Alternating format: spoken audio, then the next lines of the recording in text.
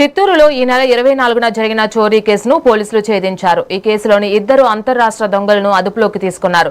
నిందితులు తమిళనాడుకు చెందిన వారిగా గుర్తించారు. వారి వద్ద నుంచి 38 లక్షల రూపాయల విలువైన బంగారం, వెండి ఆభరణాలను స్వాధీనం చేసుకున్నారు. మిట్టూరులోని జేబీటీ బస్సు అధినేత గౌతమ్ కిరణ్ నివాసంలో చోరీ జరిగినట్లు డీఎస్పీ వెంకటనారాయణ వెల్లడించారు. ఇక ఈ నిందితులపై వివిధ ప్రాంతాల్లో ఇప్పటికే 21 చోరీ కేసులు నమోదైనట్లు పోలీసులు తెలిపారు.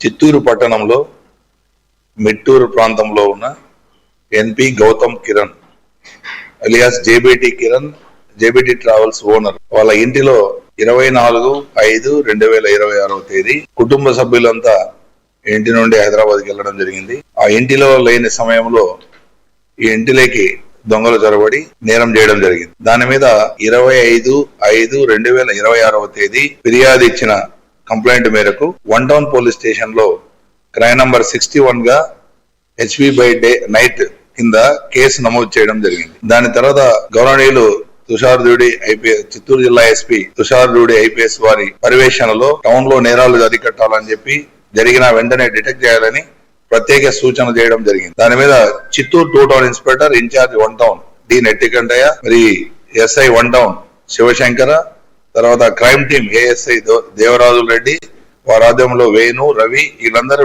క్రైమ్ టీం ఫామ్ చేసి 4-5 టీమ్స్ గా ఫామ్ చేసి డిఫరెంట్ దీంట్లో సీన్ ఆఫ్ అఫెన్స్ ఎగ్జామ్ చేసి క్లూస్ టీమ్ విజిట్ చేసి దాంట్లో ఉన్న సాక్ష్యాలు కొన్ని టెక్నికల్ ఎవిడెన్స్ ద్వారా కంటిన్యూగా టీమ్స్ వర్కౌట్ చేసి ముద్దాయిలు ఐడెంటిఫై చేయడం జరిగింది. ముద్దాయిలు తమిళనాడు రాష్ట్రం చెందిన పెరుమాల్ కృష్ణ, వారి కొడుకు కృష్ణ సంతోష్ అని ఇద్దరిని ఐడెంటిఫై చేయడం జరిగింది.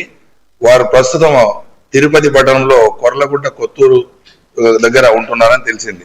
దాని మీద వారి మీద నిఘా పెట్టి వాళ్ళని ఐడెంటిఫై చేసిన తర్వాత నిఘా పెట్టడం జరిగింది.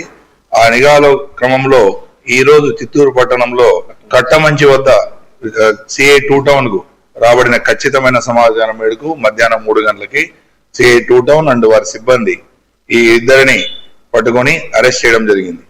చిత్తూరు పట్టణంలో